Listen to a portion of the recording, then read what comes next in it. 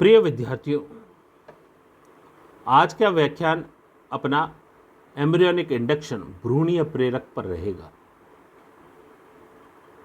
हम सब ने देखा है कि किस प्रकार एक कोशिकीय जो जाइगोट होता है वो बहुकोशिकीय होता है और बहुकोशिकीय होने के बाद में जो सामान्य एक जैसे ब्लास्टोमियर्स दिखते हैं वो आगे चलकर माइक्रोमियर मैक्रोमियर बनते हैं और फिर उनका और विभेदन होता है और वो धीरे धीरे एक अलग प्रकार की कोशिकाओं का समूह बनते हैं जिनको टिश्यूज़ कहते हैं। ये टिश्यूज़ चलकर आगे ऑर्गन बनाती है और ऑर्गन सिस्टम बनाती है। इन सब को सामान्य दिखने वाली कोशिकाओं में ये विभेदन किस प्रकार से होता है, इनको कौन प्रेरित करता है, वो सारा आज अपन इस एम्ब्रियोनिक इंडक्शन के माध्यम से जानेंगे।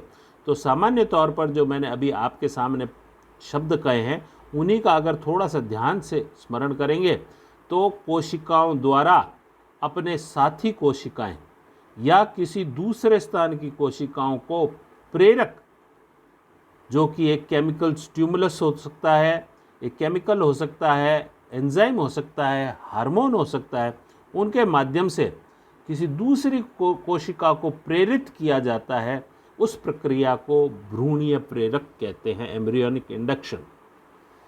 सामने डायग्राम के माध्यम से ये बताने की कोशिश की गई है कि किस प्रकार से एक कोशिका जिसे इंडक्टर या ऑर्गेनाइजर कहा है वो इवोकेटर्स, जो कि केमिकल एंजाइम्स, हार्मोन्स, जो केमिकल सब्सटेंस होते हैं उनको इवोकेटर्स कहते हैं, उनके माध्यम से किसी दूसरी कोशिका पर अपना असर दिखाए।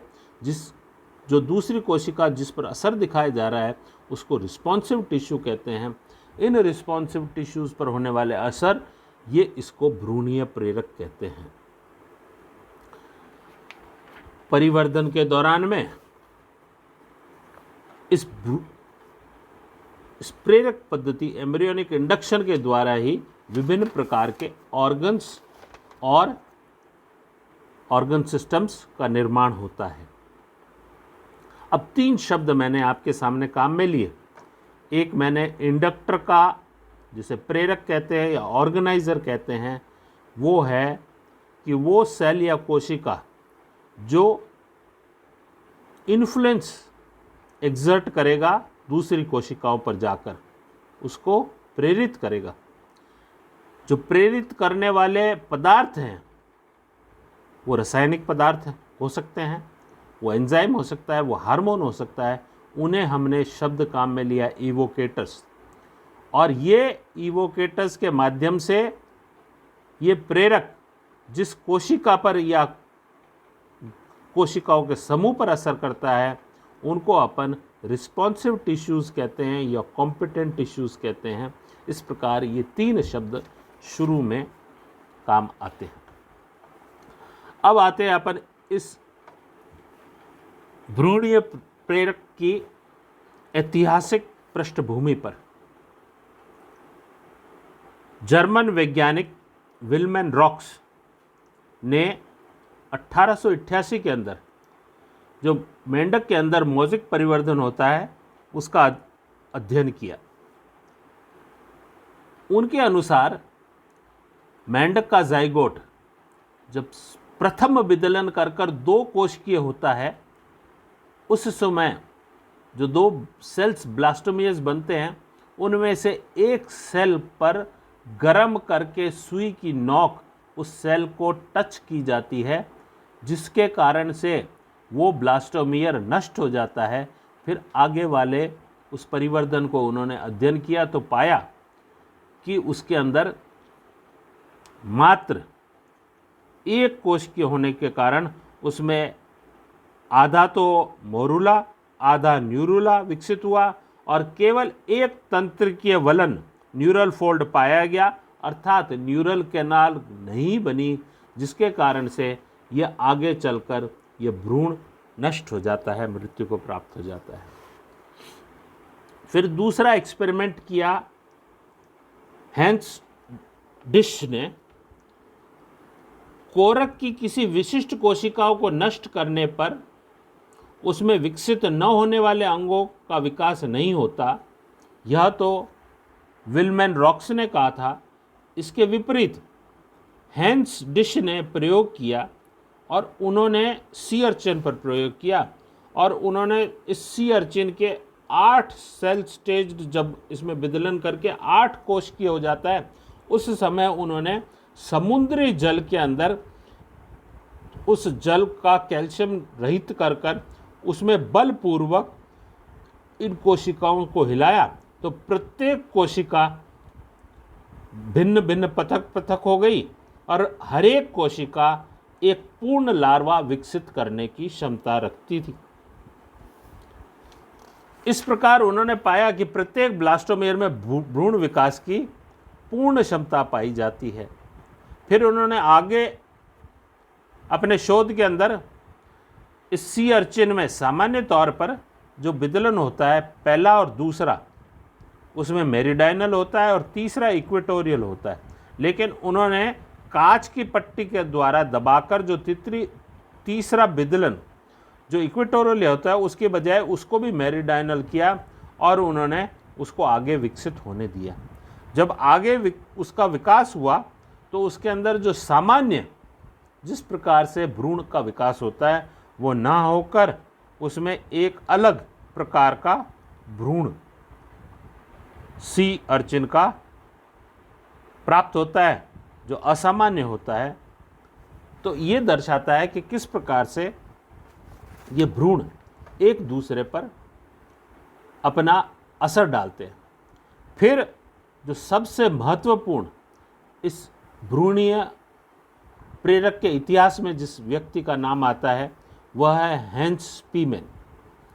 उन्होंने 1918 में फ्रीबर्ग यूनिवर्सिटी में सालमेंडर, जिसे न्यूट कहते हैं, उसके भ्रूणीय संवर्धन पर अध्ययन किया और अपने ही शोधार्थी छात्रा हिंडले मैंगोल्ड के साथ शोध कार्य कर भ्रूणीय प्रेरक व संगठन सिद्धांत ऑर्गेनाइजर थ्योरी को प्रतिपादित किया।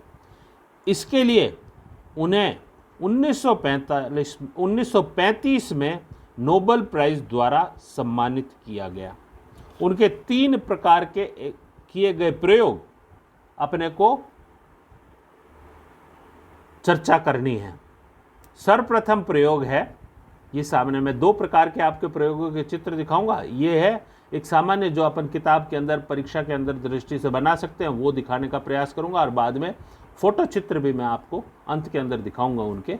ये एम्ब्रियोनिक इंडक्शन के बारे में एक स्केच डायग्राम है, पूरा स्कीमेटिक डायग्राम है, जिसके अंदर मैंने कई चीज़ें लिख रखी है जो आपको सारे इसके बारे में बताएगी। सर्वप्रथम उन्होंने इस पहले एक्सपेरिमेंट में उन्होंने ऊपर जो इसका ये काट है भ्रूण की, गैस्ट्रुलावस्था की काट है। गैस्ट्रुलावस्था में हमें मालूम है कि 3 प्रकार की एक्टोडर्म, मीजोडर्म, एंडोडर्म का निर्माण हो जाता है। उन्होंने एक्टोडर्म को ऊपर से हटा दिया, मात्र मीजोडर्म और आपका एंडोडर्म रहने दिया। तो उन्होंने पाया कि आगे जब भ्रूण विकास करता है थोड़ा सा, तो उसमें किसी भी प्रकार की तंत्रिका तंत्र नहीं बनता और भ्रूण की मृत्यु हो जाती है। फिर उन्होंने दूसरा किया कि वो भ्रूण लिया गैस्ट्रुलावस्था का और उसके अंदर से एक्टोडर्म को काटा, थोड़ा सा फ्लैप काटा और उसके नीचे की मीजोडर्म को हटाकर फ्लैप पुनः वापस लगा दिया। तो उन्होंने देखा कि इस प्रकार के जीव में भी जब आगे परिवर्धन होता है तो इसके अंदर भी नर्वस सिस्टम अनुपस्थित रहता है और वो मृत्यु को प्राप्त होता है। अब बात थी कि हमने तो यहाँ मीजोडर्म को हटाया है, तो मीजोडर्म तो नर्वस सिस्टम को बनाती नहीं है। यहाँ पाया गया कि ये जो मीजोडर्म है ये प्रेरक का काम करती है और रिस्पॉन्सिव टिश्यू कौन सी हुई, एक्टोडर्म। उसको प्रेरक इवोकेटर्स के द्वारा प्रेरक भेजकर एक्टोडर्म को प्रेरित करती है कि नर्वस सिस्टम का निर्माण करो। अगर मीजोडर्म नहीं होगा तो एक्टोडर्म नर्वस सिस्टम का निर्माण नहीं कर सकता। ये पहले प्रयोग द्वारा उन्होंने पाया। दूसरे प्रयोग में उन्होंने उसकी एक दूसरे भ्रूण की, मैंने यहाँ अलग कलर से दर्शाया है, 2 भ्रूण लिए उन्होंने गैस्ट्रुलावस्था के, 2 लिए। एक में से उन्होंने उसके शरीर के किसी भी हिस्से से उन्होंने बेली रीजन जो कहा गया है उस बेली रीजन में से एक टुकड़ा काटकर उसको इम्प्लांट किया दूसरे भ्रूण के ऊपर, कोई भी प्रकार का ग्रोथ नहीं होता। फिर उन्होंने डॉर्सल लिप ऑफ ब्लास्टोपोर वाले कॉडा मीजोडर्म को लेकर दूसरे भ्रूण के जो डॉर्सल लिप होती है उसके विपरीत दिशा में उसको प्रत्यारोपित किया, तो उन्होंने पाया कि जो ये भ्रूण है आगे चलकर इसमें दो न्यूरल कैनाल्स बनेगी और दो नर्वस सिस्टम बनकर दो भ्रूण एक साथ चिपके हुए इसमें टेडपोल्स प्राप्त होते हैं। ये 3 डायग्राम्स, 3 प्रयोगों के माध्यम से उन्होंने इस ऑर्गेनाइजर थ्योरी को और एम्ब्रियोनिक इंडक्शन को स्पीमैन ने समझाने की कोशिश की। अब मैं आपको स्लाइड्स के माध्यम से एम्ब्रियोनिक इंडक्शन क्या होता है, उसको कितना सरल तरीके से हम जान सकते हैं वो दिखाया है। यहाँ पर लाल रंग के अंदर सेल ए के नाम से दिखाया है, वो प्रेरक के द्वारा सेल बी को प्रेरित करते हैं और वो डिफरेंशिएट, विभेदित होकर नए ऑर्गन को बनाता है। इस प्रकार के प्रोसेस को हमने एम्ब्रियोनिक इंडक्शन कहा है। आज का अपना व्याख्यान इतना ही। कल अपन इसके आगे वाले हिस्से को और पूरा करेंगे।